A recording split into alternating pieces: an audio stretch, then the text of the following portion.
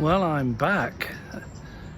I'm on Kelham Island, which is the heart of the early Sheffield steel industry, where the last working Bessemer converter is located until it was retired in 1974, something like that.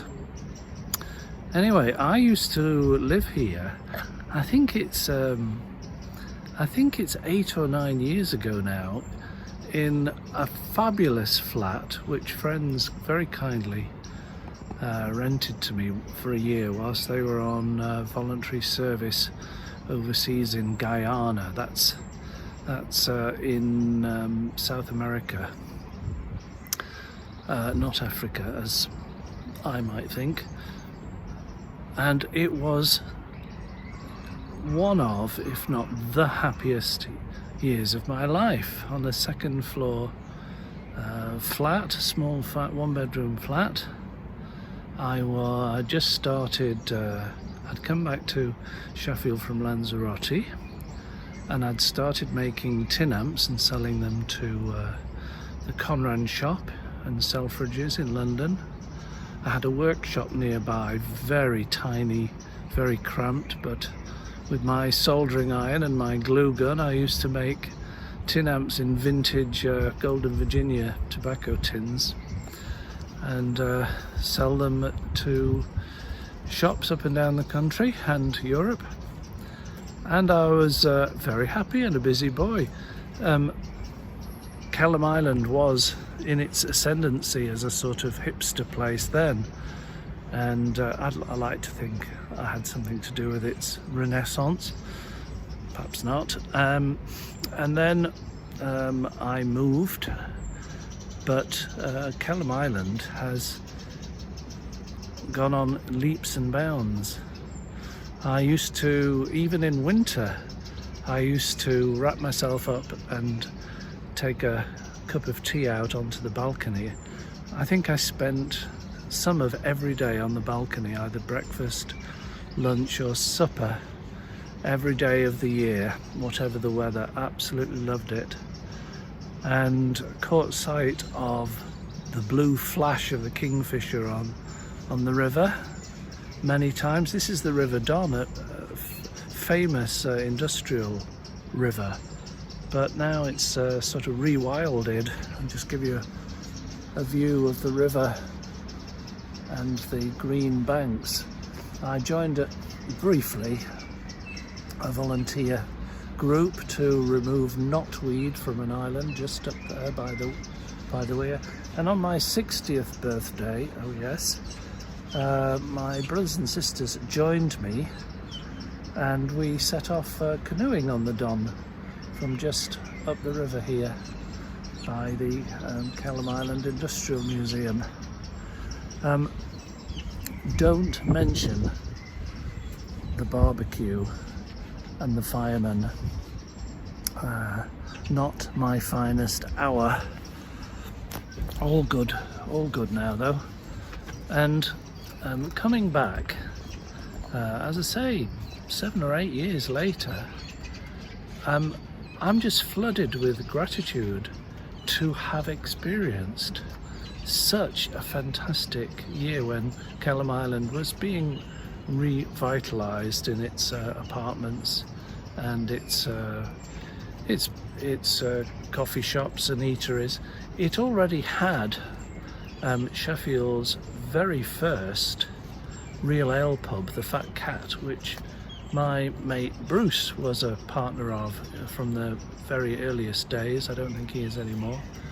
And that's still going strong. And that's also joined by the Kelham Island Tavern, which has won Real Ale Pub of the Year, I think 3 years running, has a little beer garden.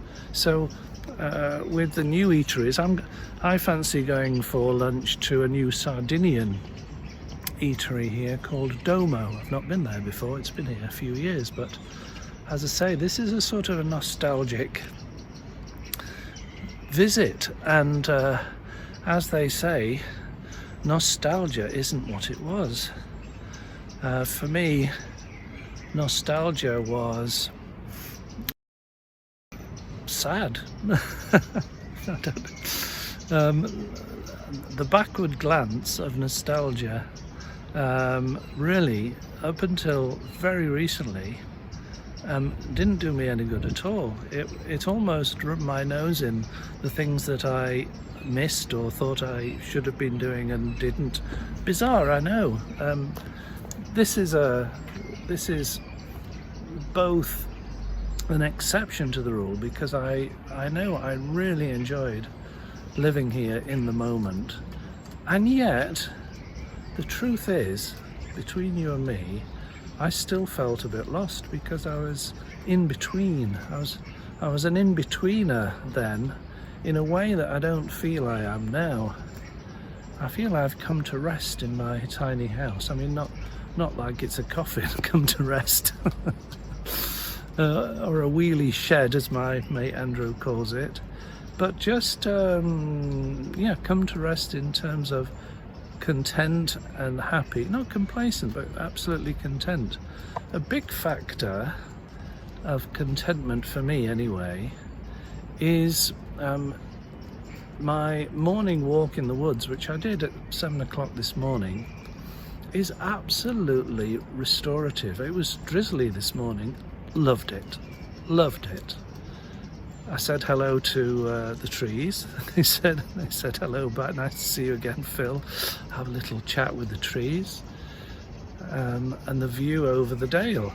And this is maybe this is what I missed when I lived in Sheffield for most of 40 years as a magpie, with some straw in its mouth, building its nest there. Maybe this is one thing that living in the Derbyshire Dales has taught me. It's taught me to take time to look and notice birds in particular. Got the app on the phone, but yes, flying off to soft furnish the nest in that tree. I've learned that it takes time to notice small things, and returning to the same place on a regular basis, as I do now for the past few weeks, every morning on my walk in the woods, you start to notice the arrival and then the disappearance of bluebells, etc., but also where the birds like to hang out, and where surprisingly the cuckoo has returned. I don't know if cuckoos have a sense of nostalgia. They have a sense of entitlement, don't they? Taking over residence in somebody else's nest. Do I feel a tinge of brotherhood with the cuckoo? I won't go down that one. But I rarely equals never until just now, where I had half an hour to spare after my car has been serviced. I never look at my YouTube videos from the past, but somebody had commented on how they'd revisited one of them I think it's called Living with No Next, and I couldn't remember doing it. I thought that's intriguing. So it sounds a bit precocious, or if that's conceited is probably the word.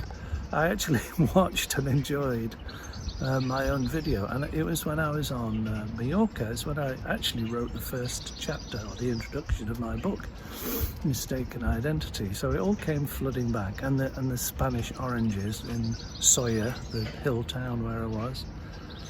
And this is only a couple of years ago. This was just at the very end of the pandemic, when it was possible. Do you remember the traffic light system? Red, green, orange, presumably.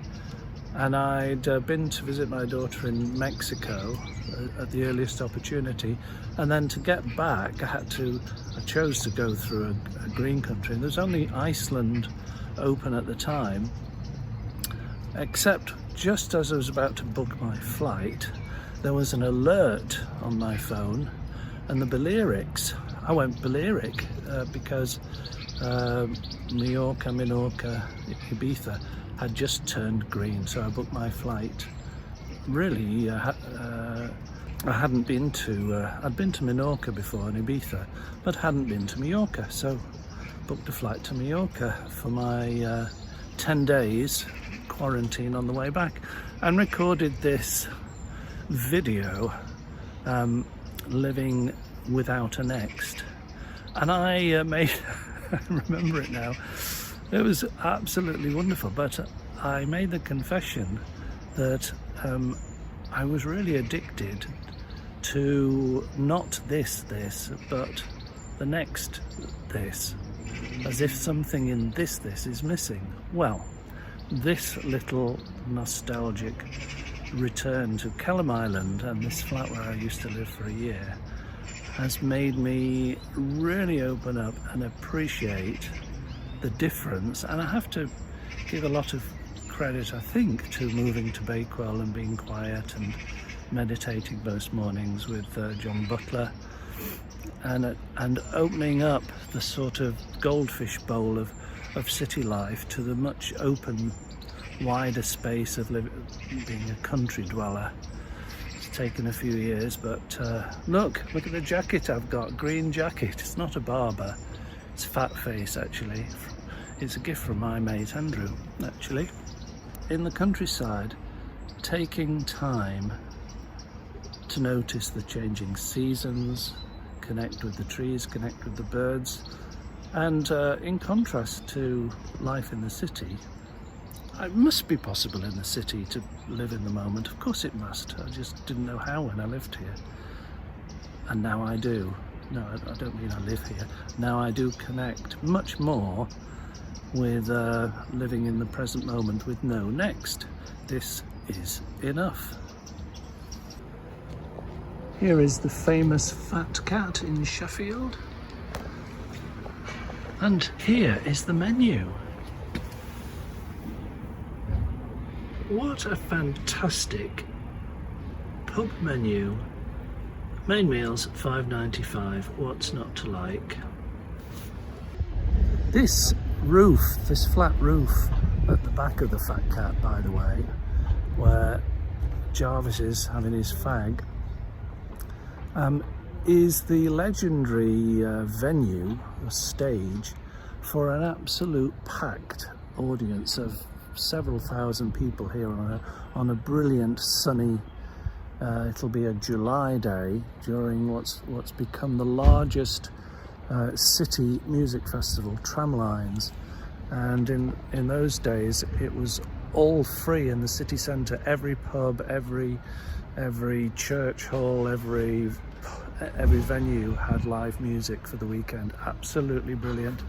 And there's a Sheffield ukulele band called the Everly Pregnant Brothers, and they performed their first gig, the first gig of Tramlines, I think, on this flat roof behind me. Absolutely fantastic. The car park was absolutely rammed right up to the gate. This is industrial Sheffield, old and new. Behind me you can see the last working Bessemer steel converter. As you know, Sheffield is famous for steel, and there's an industrial chimney, but this area, Kelham Island, has been really very nicely, I suppose you'd call it hipsterfied perhaps. There's a Joe Peel mural over there with new developments, new apartments going up. Just behind me is what's called the Goit, which is what makes it an island. You can see better here actually, where it's been rewilded, lots of wildflowers, and I have, with other volunteers, put my thigh-high wellies on and got down and dirty clearing Japanese knotweed from here. It was a few years ago. And Sheffield is famous for steel, But what else is Sheffield famous for? Music, of course. Not only Def Leppard, the Human League, ABC, before their time, Joe Cocker from Sheffield, and more recently, although he's a bit long in the tooth now, but still love him to bits, the Pop Laureate, R. Jarvis Cocker from Pulp, who grew up in Sheffield. Catch you later.